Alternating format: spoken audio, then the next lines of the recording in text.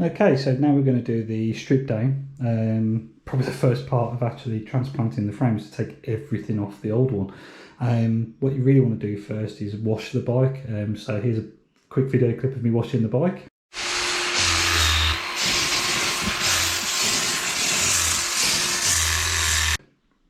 And it's mainly just to get most of the crap off. What I would recommend is as you take apart the bike, you do a more thorough clean on any components before you put them onto your new frame. So I'm not going to go into too much detail of me just taking off Allen keys and stuff. Look, you know, at the end of the day, Allen bolts. I think anybody can do that, but we'll focus on draining brakes, and we'll also focus on removing the bottom bracket and removing the headset. Okay, so as you can probably see, bike's looking slightly worse for wear towards the back. I've taken the wheel off, the neck, and the chain.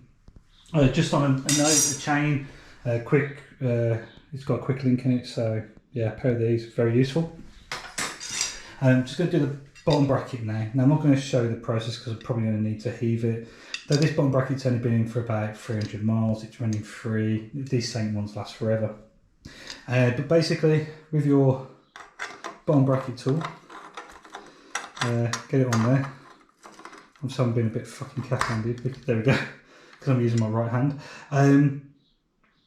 If you want to loosen, you want to go from this position. You want to go down, so you want to go that way. So clockwise on this side, and we go around to because we're done to reverse thread. With this side, it's a traditional anti-clockwise. So just keep that in mind. Drive side, you want to be going clockwise to loosen, but the non-drive side, it's your normal anti-clockwise. Otherwise, you're just going to tighten it up. Bottom brackets can seize in, so you might need to use a bit of brute force, maybe a bit of shock treatment.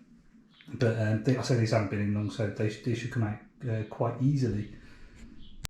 So actually that one came out, or the bottom bracket came out really easy. But if we look in here, these Commencal frames do retain a bit of water, which is why if you don't have a drainage port, regardless, but even if you haven't got a drainage port, you need to really make sure that you put enough grease in, otherwise your bottom bracket will seize in and it's an absolute nightmare to get back out.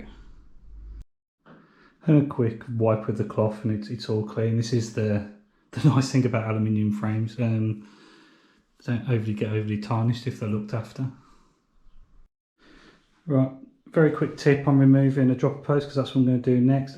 Actually take the cable out from the lever first, and then when you pull the dropper post out, it should just come out. Otherwise you're going to really restrict against the lever. Okay, so the bike's starting to look more and more stripped down, so we're now going to drain the rear brake. So first of all, we're going to take the pads out. We'll get our tools out ready, because you can never be too prepared when it comes to brakes. It's an absolute nightmare. We'll reposition the bike so it's not near a whole bunch of wheels, and basically the process will be, we'll undo this screw here to effectively allow for air to replace whatever we suck out from this nipple here. So some very, very basic tools, and actually let's put that one out as well. So move that away. What we're basically looking at here is some towel, cloth, basic bleed kit, 7mm spanner, something to put disposed of oil in, 2.5mm Allen key, and some isopropyl alcohol. I've taken the caliper off, so we're going to angle this whole bike down. I've made the lever level, so hopefully no fluid will drop out of that. Right, let's get on with this. Right, doing this with my cack hand. We're going to take off the top nut, which is generally used for popping a funnel there for fluid. So we're just draining this brake. I'm draining this brake because it's an internally routed one. Right, that's it. And we need to make sure we take the washer with it. So that was the nut. We're just going to take the washer as well. Pop these in a safe place so we don't lose them. So I'm going to pop these over here on my scabby looking workbench shelf. Right, so that will now let fluid through as soon as I open that. So I'm going to put the little cover away as well. So I'll put this over here. If I lose it, somebody remind me where I put it. Put the Allen key down. Right, so I'm going to get the syringe out. I'm going to suck the stuff out of this. Back in a second. So because I'm going to need 2 hands for this, basically I'm going to not do that. I'm going to undo this nut, half a turn, and then I'm going to suck back on the syringe. All the fluid will come out, and then we'll have a syringe full of fluid and an empty system. What I've forgotten to do before we go any further is actually take these pads out. So 3mm, take the bolt out, pull the pads out, and then we'll continue. As we see here, I open that and fluid is coming down. So I'm going to shut that valve off now, and then I'm going to pull the syringe off. Right, so next job, and just bear in mind there might still be some fluid, so have some towel ready. Just going to take this banjo off using an Allen key, and then the caliper is free.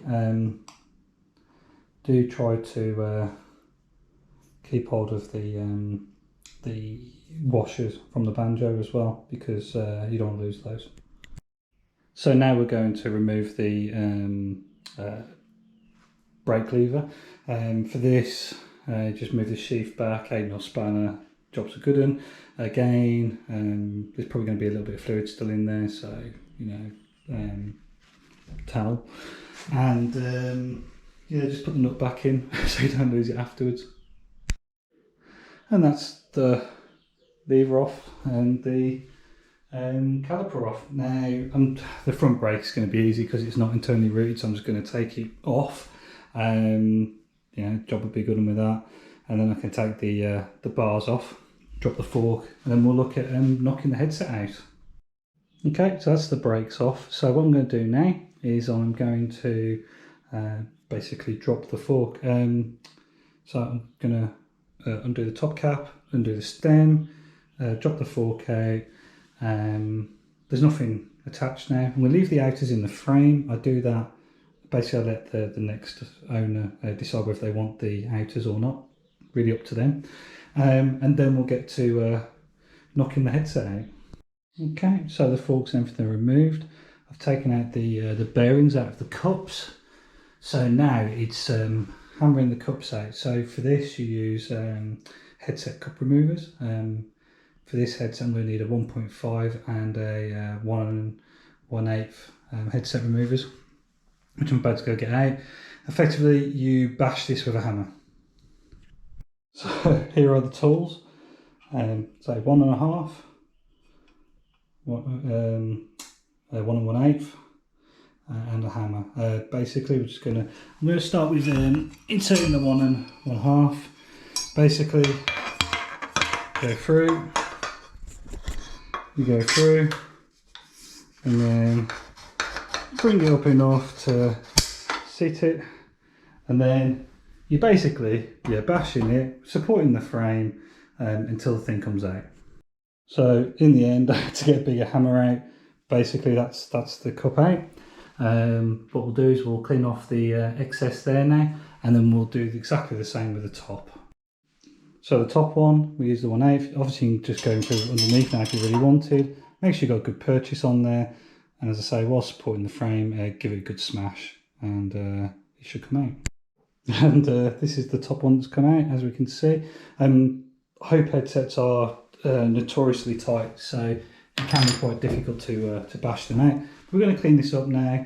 The next stage really here is we'll give the frame a good wash.